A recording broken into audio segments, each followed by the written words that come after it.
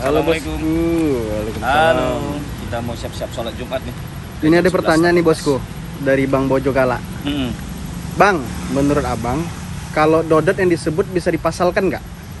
Dodot, ya.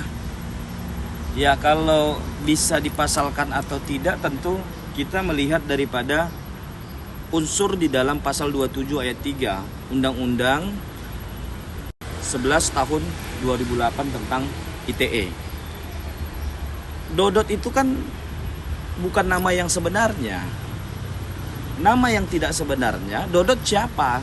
Kalau dia merasa dia Dodot, coba lihat KTP-nya. Apakah di KTP identitasnya namanya Dodot? Kalau namanya Dodot, dia boleh saja merasa dicemarkan nama baiknya. Kalau bukan nama yang sebenarnya tidak memenuhi unsur pasal 27 ayat 3. Apalagi inisial, misalnya D, DS misalnya, tidak bisa dipidanakan. Ya, sudah ada KSB 2 menteri terkait dengan ya turunan daripada undang-undang ITE. Mana-mana klik yang bisa masuk dan tidak. Jadi dalam konteks penyebutan Dodot di dalam perkara antara Faisal dengan Dodot, ya kan, tidak bisa diperkarakan atau tidak bisa ditarik sebagai unsur pidana gitu. Jelas ya? Jadi tidak ada masalah ya, jangan khawatir ya. Dodot emang kenapa? Nggak ada masalah ya. Sehat selalu, sukses buat kita semua. Thank you bosku. Bahwa lawyer atau pengacara dilarang menolak perkara kecuali satu hal, bertentangan dengan hati nurani.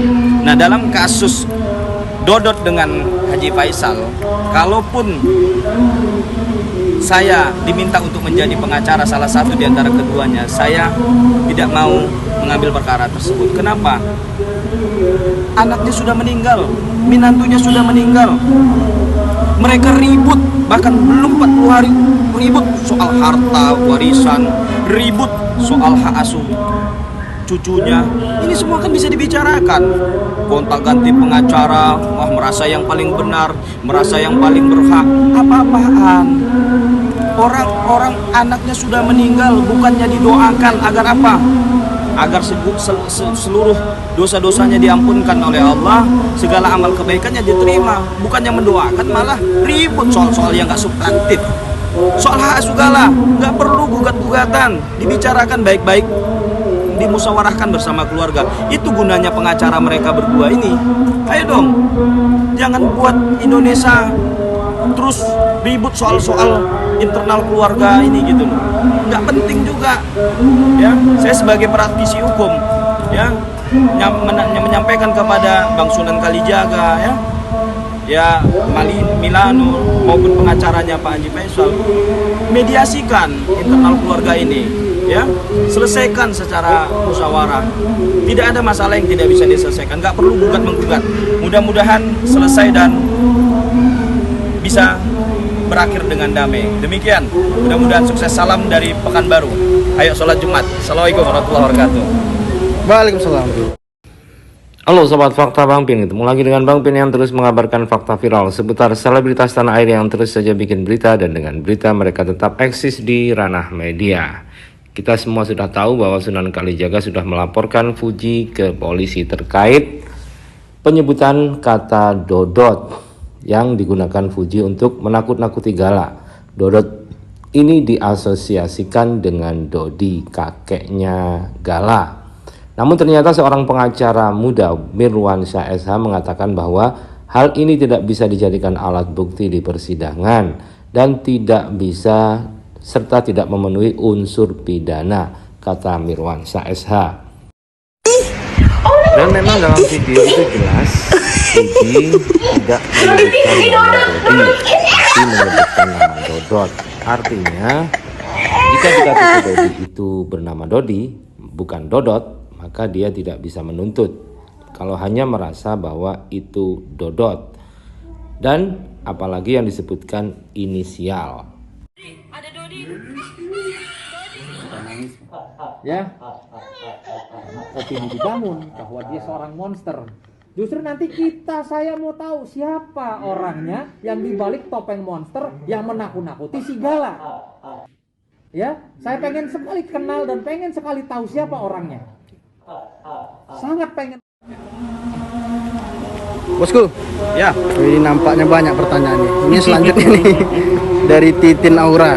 oke. Apa pertanyaannya? Pertanyaannya, Bang pengacara, mau tanya nih, bagaimana tanggapan abang mengenai kasus yang lagi viral di medsos dan TikTok yang zolim tapi ngaku terzolimi? Atau kira-kira gimana itu? Ya, ini mungkin maksudnya adalah kasus Haji Faisal dengan Dodot ini, ya. Faisal versus Dodot, ya, yang merasa dizolimi, ya, terzolimi. Entah siapa yang menzolimi, entah siapa yang terzolimi, ya. Semuanya merasa terzolimi, ya. Tapi apapun itu, sebenarnya kasusnya sederhana saja. Apa sih mereka yang ributkan? Yang pertama soal hak asuh Soal hak asuh ini kan cucu mereka berdua kan?